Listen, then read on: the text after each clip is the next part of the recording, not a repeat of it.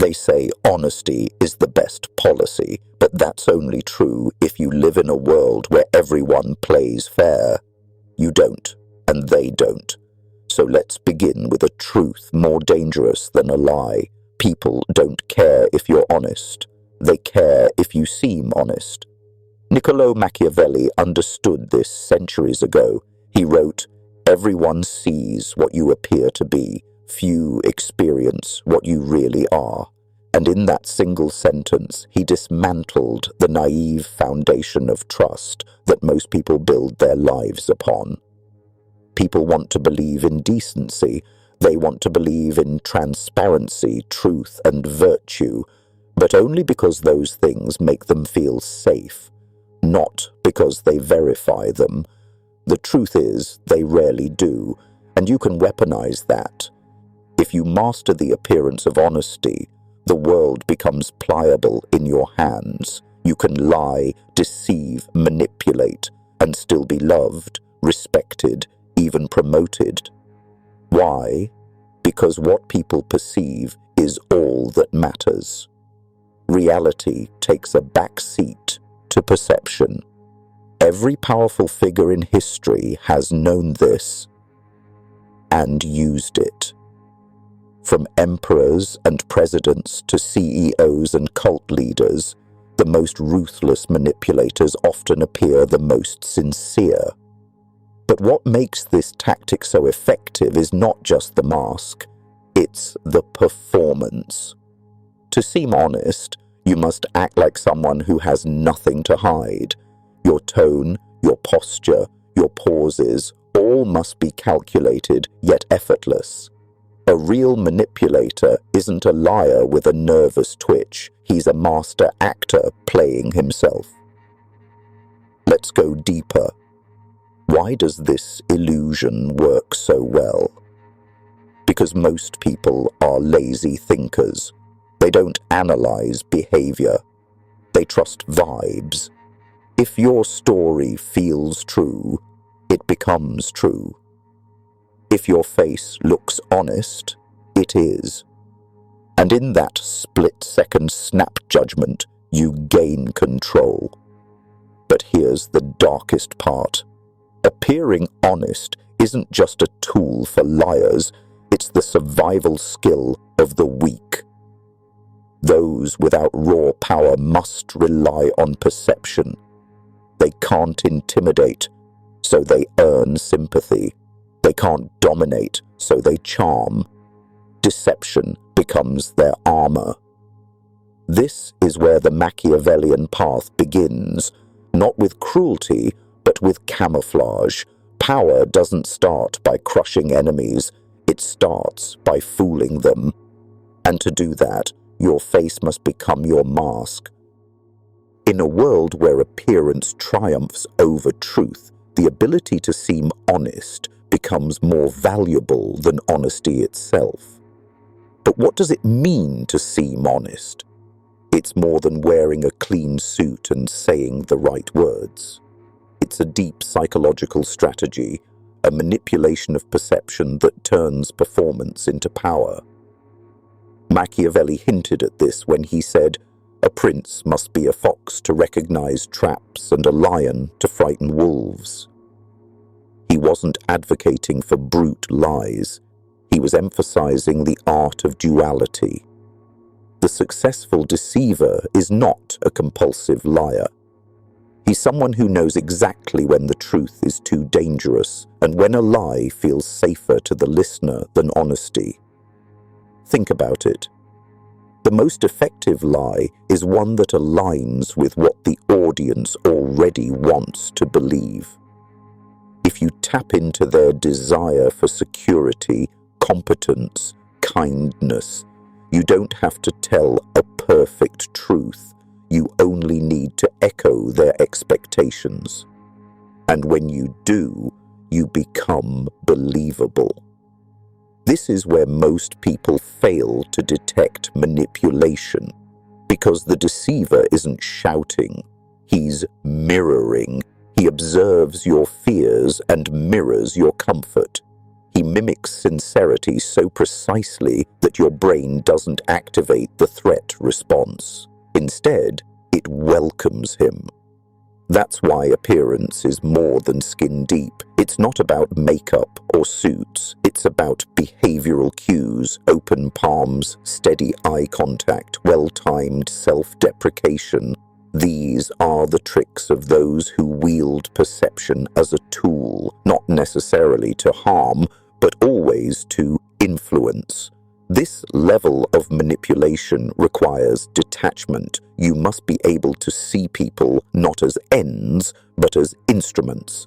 Their feelings, their trust, even their admiration, these become tools to be arranged, not truths to be respected. It's uncomfortable, but it's real. This is how powerful individuals navigate the world, not by revealing, but by suggesting, not by confessing, but by guiding perception. Some use it to sell, some use it to seduce, others use it to lead. But all of them, in one way or another, understand that sincerity is often a strategy, not a virtue. And perhaps the darkest truth is this: people don't reward truth. They reward consistency.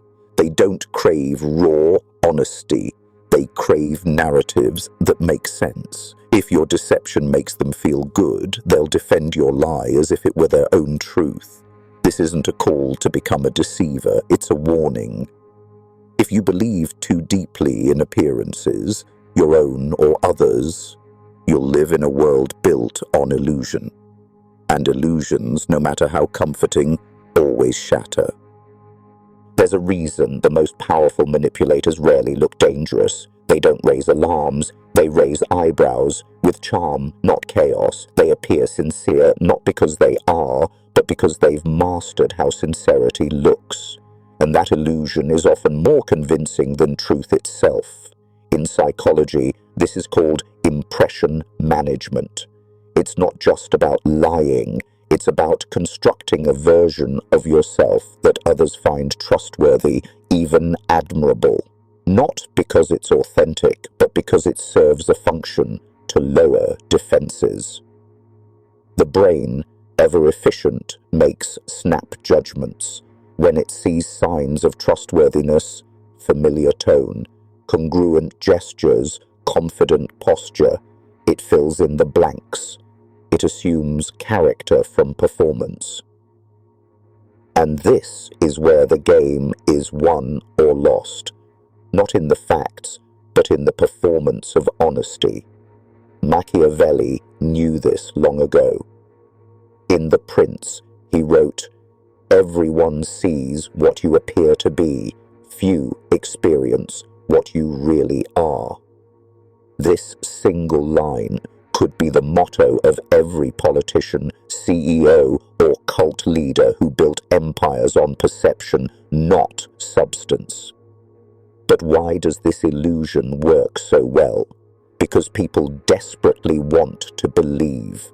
They want to believe in good leaders, in honest friends, in authentic influencers.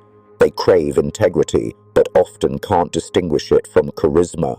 So the deceiver, if clever, gives them what they crave, a performance that scratches their psychological itch, and once belief is established, it becomes armor. Even if inconsistencies appear, people defend the persona they've bought into. This isn't manipulation through force, it's manipulation through narrative. The story is always stronger than the facts, and the strongest story is, "I am one of you." That's why the most dangerous deceivers aren't the ones who lie outright. They're the ones who sound like you, think like you, mirror you. And this raises the real question: are you trusting because someone is genuine, or because they reflect your desires? True power doesn't scream, it whispers in familiar tones, cloaked in integrity, and those who wield it best have long understood that appearances aren't just strategic, they are everything. Once trust is established through perceived honesty, it becomes self-sustaining. People stop questioning. They stop looking deeper. The illusion becomes a fact, and the actor becomes the identity. This isn't just deception, it's metamorphosis. Throughout history, those who mastered the mask have endured. The ones who told the truth without polish, often forgotten, discredited, or destroyed. The truth is, society rewards what it can easily digest, and raw honesty is rarely on the menu. That's why deceivers invest more in appearance than in virtue. Not because they lack values, but because they understand this brutal reality. People don't trust what's true, they trust what looks true. From the polished preacher to the polished politician, it's the same formula. Master the visual cues of virtue, smile with practiced warmth, dress like the ideal, speak like a savior. The audience rarely checks the wiring behind the curtain. They believe what's beautifully lit, and over time, even the deceiver may begin to believe in the mask. This is the final twist, when illusion becomes conviction, when you forget where the performance ends and you begin. At this point, the game is no longer about fooling others, it's about surviving your own myth. But here's where it gets darker. The more society rewards what looks good, the more dangerous it becomes to be genuine. Honesty is punished, simplicity is dismissed, complexity is suspicious, so people adapt, not to be better, but to look better.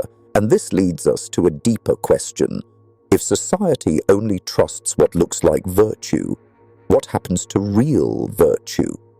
What happens when we mistake polish for depth, charm for wisdom, and sincerity for strategy? Machiavelli might argue that the wise man doesn't mourn this, he uses it. But in a world where everyone wears a mask, who dares to show their real face? Here's your question to sit with. If your survival depended on it, would you become the mask?